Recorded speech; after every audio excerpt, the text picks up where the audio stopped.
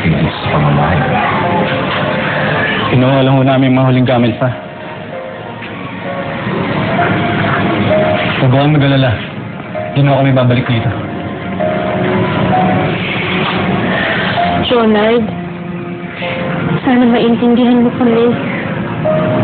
Alam kong mahirap. Alam kong masakit. Pero alam ko na balang araw lalambutin ang puso mo sa amin.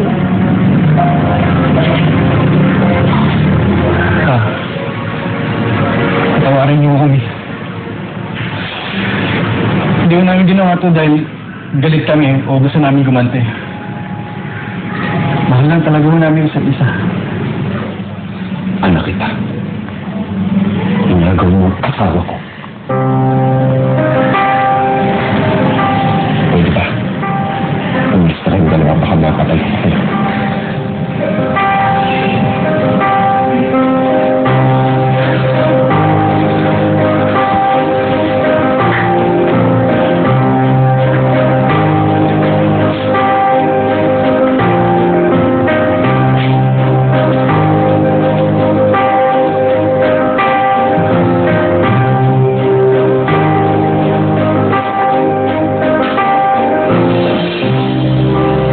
Nang nag-alsabalutan sila Junel at Stacy.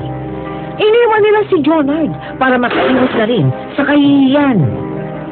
Tahimik silang namuhay na magkasama hanggang sa mabuntis na si Stacy. Hindi na rin sila muling ginulo o inusig pa ni Jonard.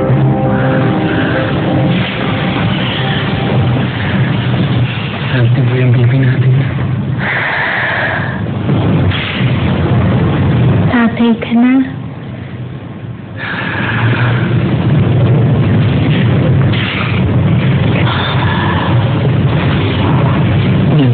Dadali na ng nurse yung baby natin. Pinapangako ko sa'yo. Sana ako magpapakatino. Hindi kita sasaktan. Tapos, maglalaro man ako ng basketball. Gusto ko kasama ko yung anak natin. Tapos ganun ka rin. Gusto ko pupunta ka dun sa court para dami ako ng pagkain. Dami kami ng pagkain. So mag-picnic tayo. Sasaya lang tayo araw-araw. Sumali lang. Kuhanin ko lang anak mo.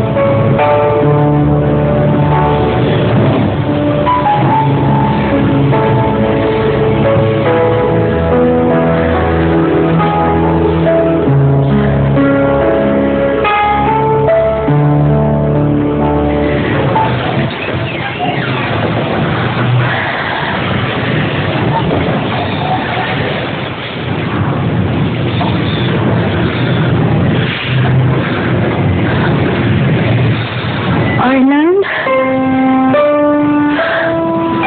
Anak ko.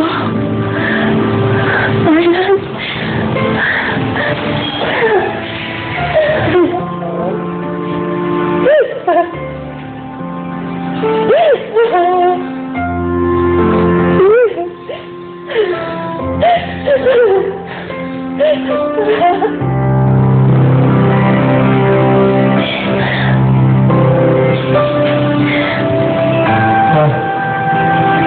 Sorry Tao ko sa'yo, pain mo.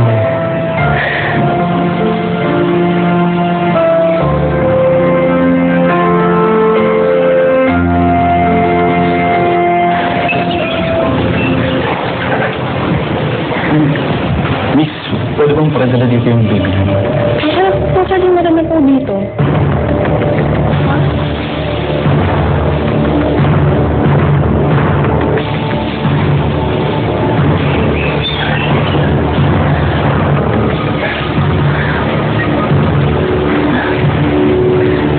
Nabalitaan kong dadali na raw to dito eh. Sinabay ko na. Para naman kayo nakakita ng demonyo. Sa bagay, may demonyo naman ako sa buhay niyo.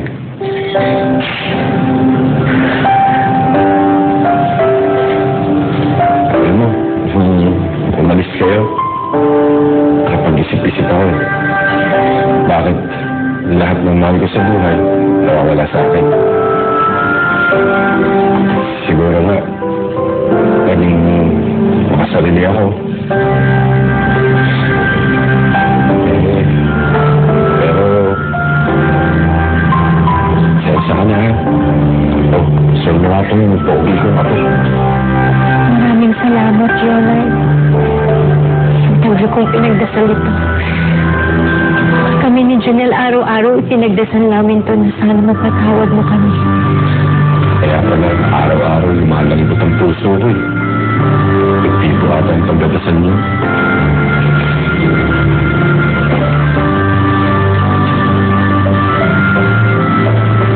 Patawarin niyo ako.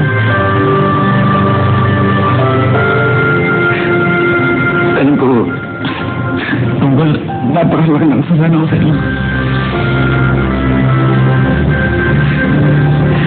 Hindi ko alam kung paano ako makabawi sa inyo.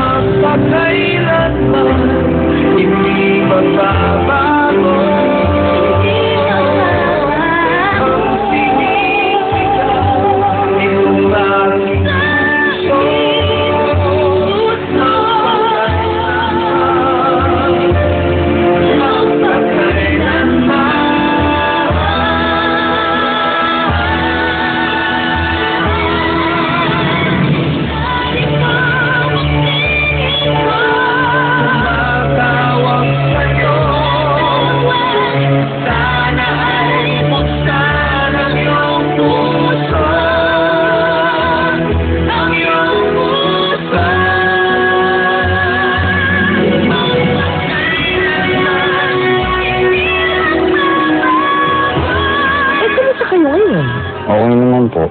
Naging tama ba yung nangyari sa inyo ni Stacy na nagsimula ng mali?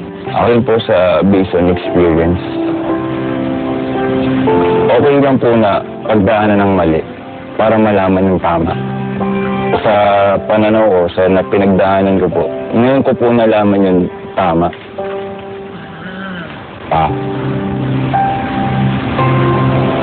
Sorry kung alam kong mali yung nangyari. Sana mapapatawad niya ako. Paano kayo hingi ng kapatawaran sa Diyos? Sobra-sobra po sana kung sakasaling hihingi ako ng tawad sa kanya. Oo. Kung i-explain ko naman po sa kanya kung bakit ko napasok, hindi ko po rin maiintindihan o hindi ko po masabi kung ano rin po na-explain ko sa kanya. Alam ko kasi mali. Siguro, yun lang po yung sa akin, yung mapatawad lang po talaga. Pero ako naman ay umaasa na ikaw naman ay dapat maging faithful Apo. na sa asawa mong pinili, pinaglaban, di ba? At maging isang mabuting ama sa anak mo. Masasaan ba at ang kapatawaran ay matatanggap mo rin? Mel, maraming salamat. Maraming salamat. Thank you very much.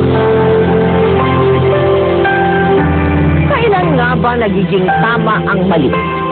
Kailan ba dapat ipaglaban ang isang taong hindi mo dapat mahalin? At dapat nga bang isakripisyo ang isang tunay na pag-ibig kung may ibang taong masasaktan?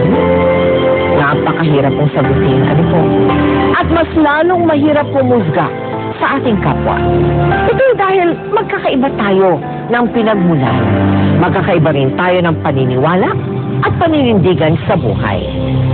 Pero isa ang sigurado at dapat.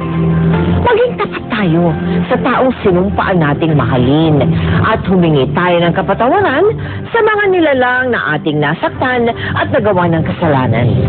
Dahil hanggang hindi malinis ang ating konsyensya, hindi natin makakamit ang tunay na katahimikan sa ating puso at isipan. Ngayon, bukas at magpakailanman.